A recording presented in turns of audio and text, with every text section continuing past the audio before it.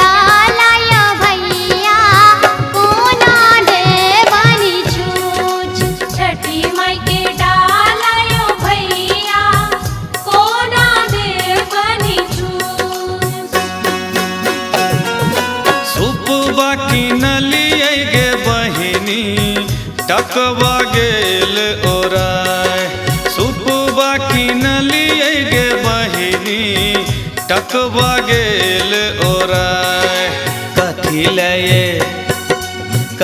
लये किन तो गे बहिनी डाला जय छनि छूछ कथी लये किन तो गे बहिनी डाला जय छनि छूछ।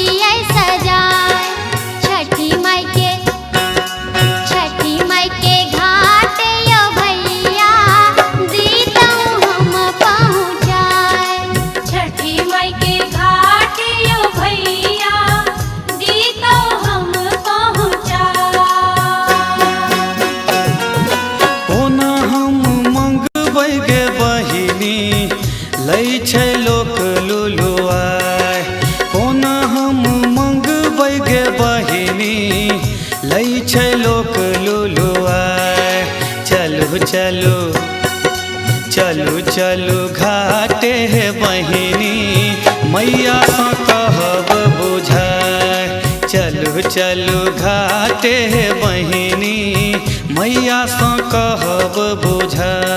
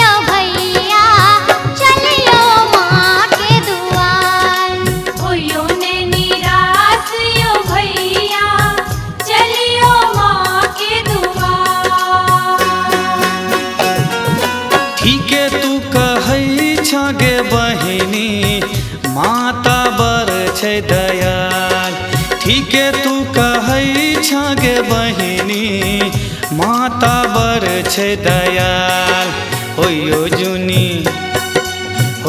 जुनी रास गे बहिनी चलियो माँ के दुआर होइयो जुनी रास गे बहिनी चलियो माँ के दुआर।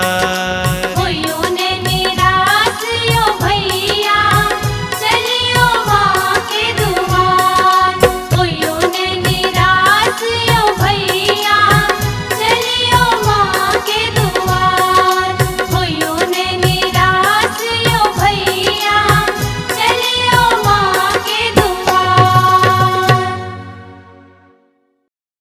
हमारे इस चैनल मैथिली गंगा को लाल बटन दबाकर सब्सक्राइब करें व घंटी के निशान का बटन दबाएं ताकि सभी नए वीडियो आप तक तुरंत पहुंचे बिल्कुल मुफ्त।